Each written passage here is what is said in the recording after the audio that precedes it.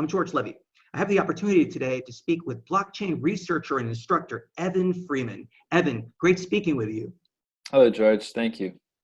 I wanted to talk to you specifically on the angle of blockchain education. I've been reading a lot about the work that you've been doing, and I have to tell you, as a blockchain instructor myself, the work that you're doing is very, very eye-opening because you've actually taken a very big macro view of blockchain, and I love the vision that you have in terms of like how Bitcoin can actually evolve.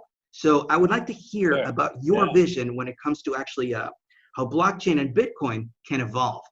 Sure. Yeah. So I definitely look at the macro of blockchain, and then I also focus in on the micro, which is Bitcoin and scalability in particular. And I feel like this actually really, Bitcoin scalability and the blockchain space in general's scalability are actually quite intrinsic in that with blockchain right now, perhaps the biggest obstacle is the fact that many of these networks are not scalable. And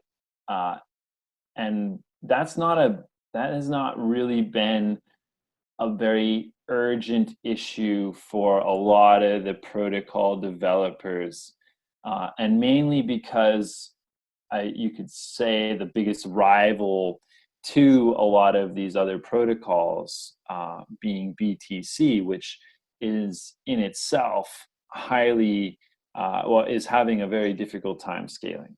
And so when I'm looking at these things, I'm looking at all the different sort of options for scalability and trying to dig into, okay, which options for scalability have the most sustainability and don't try to change any of the economic incentives of these networks themselves.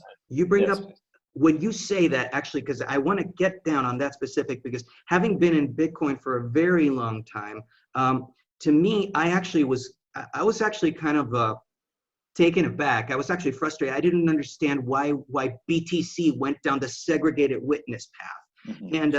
And I do understand that the whole concept of scalability, in order to reach mass adoption, to really have billions of people using Bitcoin, you need to scale it up. But I don't know, because actually looking at how segregated witness has taken it, I really don't think it's really contributed that much to true scalability at the level we needed. Tell me more, because actually you really have done a lot of work in that area. Sure. So segregated witness is really actually just removing the signatures from the transactions, allowing for more transactional data to fit in the block space.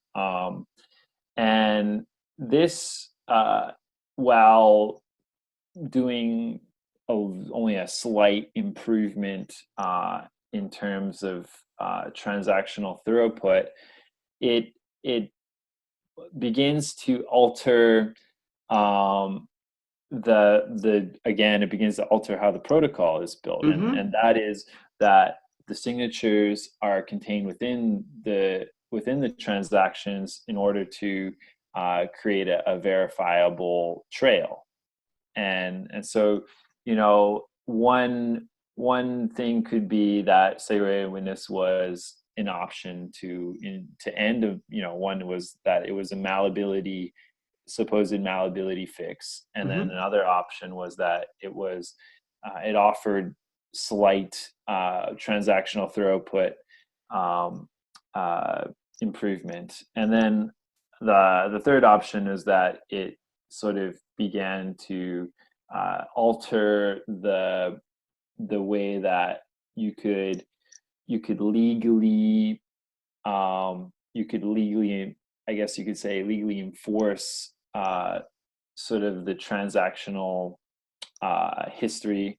You could use a transaction in an illegal action with the signature because it shows that this person sent that token. So that's like an illegally enforceable action, one could say.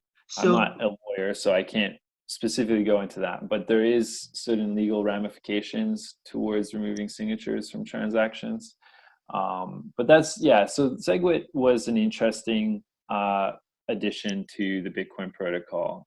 So any alternatives, like last time I checked, I think there were over 4,800 cryptocurrencies. And after a while, you just lose track of all of these. But Yeah, so you that have been really, as a researcher, you've been digging really into the concept of scalability. Any yeah. specific ones that stand out to you that maybe doing like BTC is talking about going to the Lightning Network. That's actually going to take us even further away from the original vision. So the Yes. question I ask you, alternatives, how do you view So things? sure, yeah, scalability is going to be what separates the proverbial men from the boys, so to speak. Which networks are going to be scalable? In the case of what is actually scaling right now, and there is really only one that has shown that it's capable of sustainable, scalable growth and without changing really anything, and that is a version of, well, you could say the version of Bitcoin that most closely resembles the Bitcoin white paper, and that is Bitcoin SV. And so Bitcoin SV is a block size, like an on-chain scaling, block size increasing version of Bitcoin. And really what that means is where you have a 1 megabyte block on BTC, right now you have a 2 gigabyte block size limit on Bitcoin SV, with 256 megabyte blocks being produced. And that's going to, that's basically from within a year of this sort of mass scaling endeavor that has been partaken by a few different mining operations, Bitcoin mining operations, that have been looking to really scale Bitcoin the way that the project, the experiment had originally intended to do so.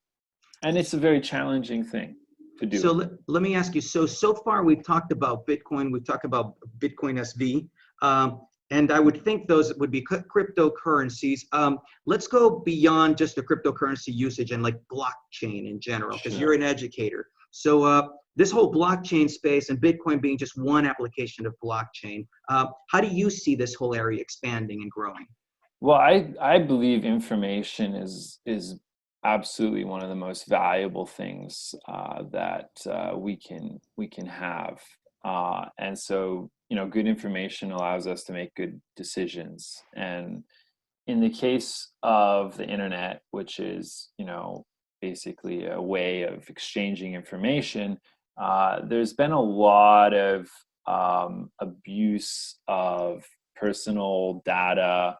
Of course, the fact that a lot of this data, which is highly sensitive, is being held within corporations that don't really ensure its security to the level that it probably deserves. And the fact that there's a lot of money being made off of people's data that is not necessarily reaching those people. So one of the greatest enablers of a blockchain is basically the ownership and control of data, and the ability to transmit that data without having to, in a peer-to-peer network. So you don't have to, store all your information on some, you know, iCloud or Google Cloud or whatnot. All of a sudden, you can store your information within the blockchain itself, and you can keep it highly secure, and you can allow people to see what you want them to see, um, and and and have full control over that information, and being able to buy and sell information or exchange information. So and that's ultimately what Bitcoin really was about. Bitcoin, bit stands for information, Mm. and coin is money. So or data money, really. And this is something that you know, it's not that blockchain is incapable of doing other things. It's just that when it comes to being able to work in a virtual environment, securing data, and there's nothing really that comes close to it. That's fascinating. Let me ask you a question. For the audience members that, because you're actually presenting some very valuable information and people may want to know more. How can people get in touch with you or read your work? How can people find you? Well, the best way would be on LinkedIn. You can find me by searching Evan Freeman blockchain, and I should pop up there. And I'd be happy to help anybody with any kind of questions they may have or any ideas they have. I'm glad to be of assistance. Excellent. Evan Freeman, thank you very much for the opportunity. Very enlightening. I appreciate it. And all the very best to you and to all your students. Thank you so much, George. I appreciate it. Thank you.